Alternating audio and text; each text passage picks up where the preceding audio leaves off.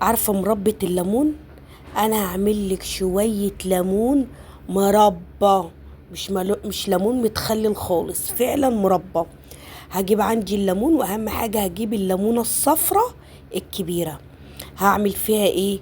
اللي يكون قشرتها ناعمة. هشيل الحتة اللي تحت كده، والبوز دوت اهم حاجة. لازم الحتتين دول يتشيلوا. وهقسم الليمونة نصين، وبعدين هقطعها. هقطع النص على ربعين. ليه؟ انا عايزه كل الليمونه تتقطع 4 ارباع. واهم حاجه اشيل منها البذر. ان البذر هو اللي بيسبب مراره. هو والحته اللي انا بوريها لك دي اهم خطوه في الوصفه كلها، في نجاح الوصفه. تمام كده. وهعمل ايه تاني؟ بصي هعدها لك اهي تاني. اهم حاجه هنشيل الحتة اللي تحت في الليمونة، اللي هي البوز اللي تحت من ناحيتين. هشيلهم واقطع الليمونة نصين، وارجع اقطعها ربعين تاني، واشيل البذر منها.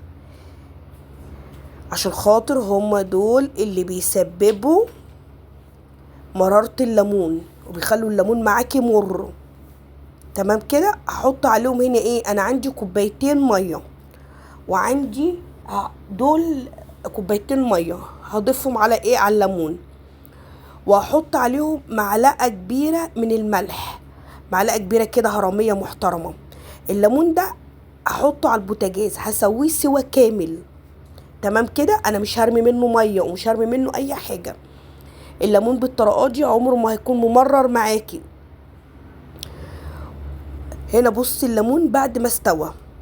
المقادير عندي عبارة عن عصفر، حبة البركة، فلفل احمر مطحون، وخل، وجزرايه كبيره مبشوره.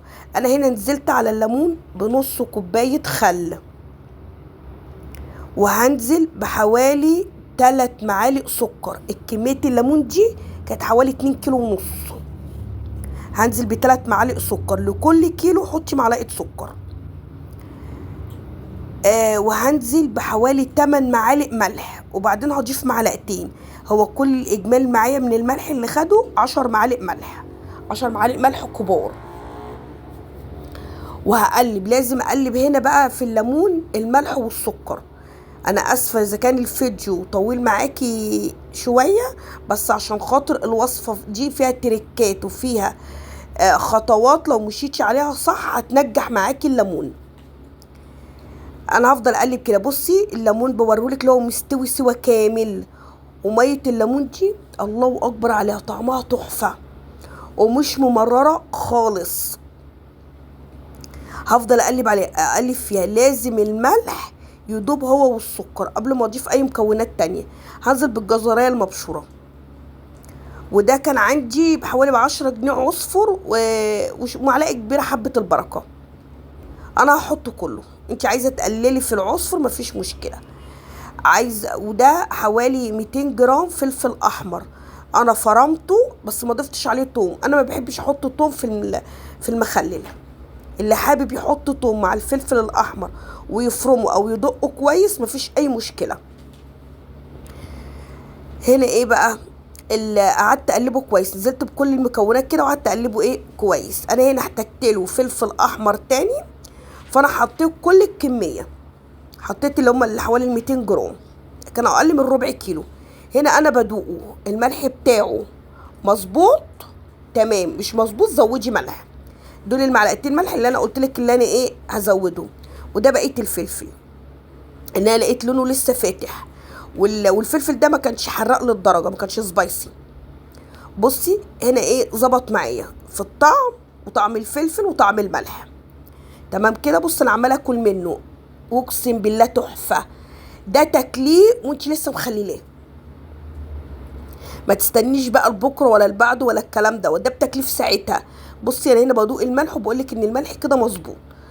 ودوقي الحاجه وانت بتحدقيها عشان خاطر تشوفي مثلا هل الملح بالنسبه لك كويس ولا لا. اهم حاجه تجيبي بطرمانات تكون مغسوله ومتنشفه كويس، ما يكونش فيها ميه. وهعبي هنا البطرمانات بتاعتي. يفضل ان انت تعبي الوصفه دي في بطرمانات تكون قليله، بحيث البطرمان يتفتح عشان يخلص على طول ما يقعدش. هنا احط على وشه زيت وهقفله بكيس بلاستيك. تمام كده. انا هنا عبيت كل البطرمانات. الليمون ده اقسم بالله اللي مش هيجربه بالوصفه ديت وبالطريقه ديت يبقى فعلا فايته كتير جدا جدا جدا. الليمون بالطريقه دي تحفه. اهم حاجه هنا الليمون لو انت هتشيليه فتره طويله يا ريت تدخليه في التلاجة، يا ريت يفضل. والبطرمان اللي انت هتفتحيه برضو يكون في التلاجة. تمام كده عشان خاطر ما يعفنش معاكي. وهنا انا هقلب البطرمانات هسيبها بره لمدة يوم وهرجع هدخلها التلاجة. ايه رأيكم بقى في الجمال ده؟ وحياة ربنا طعم الليمون ده فعلا مربى. انا سميته مربى ليمون، ما سميتهوش ليمون متخلل ولا مكدوس الليمون ولا لا، انا سميته مربى ليمون. جربيه بالطريقه دي واهم حاجه احفظيه في التلاجة بس كده.